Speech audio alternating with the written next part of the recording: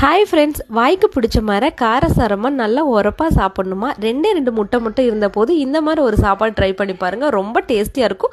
செய்கிறது கூட ஈஸி. கண்டிப்பாக ட்ரை பண்ணி பாருங்கள். இப்போ கடாயில் 2 குழிக்கரண்டி அளவு எண்ணெய் சேர்த்துக்கலாம். எண்ணெய் நல்லா காஞ்சதுக்கு அப்புறமா 1 ஸ்பூன் கடுகு, கட் பண்ணி வச்சுருக்க ஒரு பெரிய வெங்காயம் இதெல்லாம் சேர்த்து நல்லா வதக்கி விட்டுடலாம்.